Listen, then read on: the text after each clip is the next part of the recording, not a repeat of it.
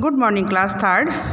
आज हम हिंदी ग्रामर, हिंदी व्याकरण पढ़ने जा रहे हैं। ये आपकी हिंदी व्याकरण बुक है, ये आज हम पढ़ने जा रहे हैं। आज की आपकी फर्स्ट चैप्टर हिंदी व्याकरण की है और टॉपिक इज़ भाषा और व्याकरण। भाषा या व्याकरण, भाषा मीन्स लैंग्वेज, जो हम जिस भाषा में बातें करते हैं उसी उसका लैंग्वेज होता है।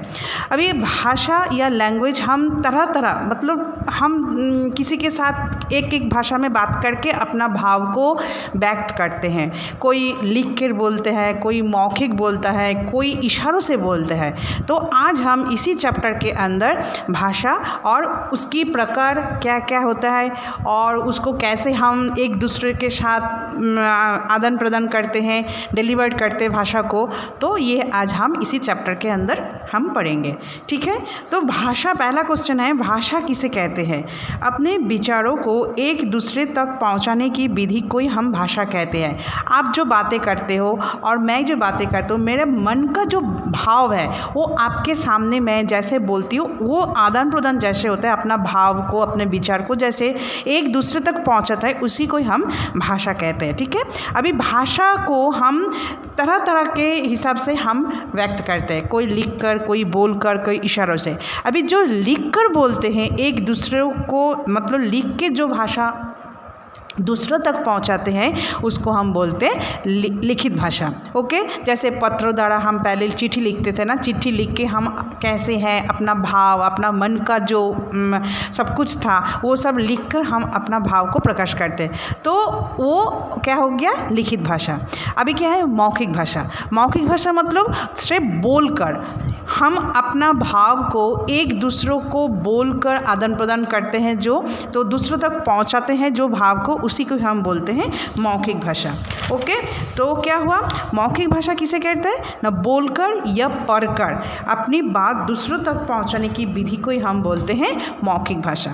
ओके, तो देखो यहाँ पे एक चित्र दिखा रहे हैं। देखो एक बच्चा अपने दादाजी के साथ बैठ के कहानी सुन रहा है। तो कहानी जो सुन रहे हैं दादाजी अपने बात को इसको पहुंचा रहे हैं, तो बोलकर पहुंचा रहे हैं ना, तो ये हो गया मौखिक भाषा। जैसे टीचर अपने क्लास में बच्चों को क्या कर रहा है, बच्चों को बोलकर या पढ़कर समझा रही है, तो ये हो गया आपका मौखिक भाषा।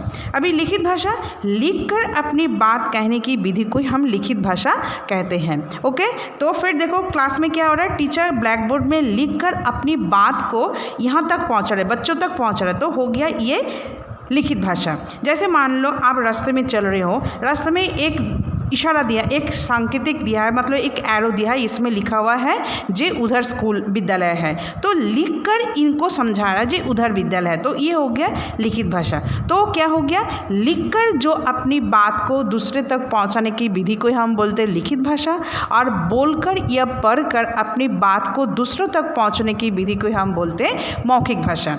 अभी होता है सांकेतिक भाषा। ये ना बोलकर ना लिखकर किया जाता है, ये सिर्फ इशारों से किया जाता है, मतलब इशारों से अपनी बात को दूसरे तक पहुंचाने की विधि को ही हम बोलते हैं सांकेतिक भाषा। जैसे देखो ट्रैफिक पुलिस देखो इशारों से चारों तरफ का गाड़ी जो ट्रैफिक है चारों तरफ का वो कंट्रोल कर रहा है, बोलकर या पढ़कर या लिख कर नहीं कर रहा है, सिर्फ इशारों से कर रहा है, तो ये हो गया आपका सांकेतिक भाषा। जैसे टीचर क्लास में बच्चों को चुप करा रहे इशारों से, है ना, तो ये हो गया आपका सांकेतिक भाषा। ओके, तो हमने आज क्या पढ़ा, भाषा किसे कहते हैं, अपने भाव को एक दूसरे तक पहुंचाने को ही हम भाषा कहते हैं। भाषा कितने प्रकार की होती है, भाषा 3 प्रकार की होती है, मौखिक भाषा, लिखित भाषा और सांकेतिक भाषा। मौखिक भाषा किसे कहते हैं, जो बोलकर या पढ़कर अपनी बात को दूसरे तक पहुंचाने की विधि को ही हम बोलते हैं मौखिक भाषा। ओके, और लिखित भाषा किसे कहते हैं, लिखकर अपनी बात को दूसरे तक पहुंचाने की विधि को ही हम बोलते हैं लिखित भाषा। अभी सांकेतिक भाषा जो इशारों से, ये बोलकर या पढ़कर नहीं होता या लिखकर नहीं होता है, संकेतों से या इशारों से अपनी बात को दूसरे तक पहुंचाने की विधि को ही हम बोलते हैं लिखित भाषा। ओके, तो आज हमने क्या चैप्टर में पढ़ा? आपकी पहली पार्ट जो है भाषा और व्याकरण, ये हमने आज पढ़ा। आप भी ये घर पे अच्छे से रीड आउट करोगे, समझोगे और लर्न भी करोगे। Okay, thank you.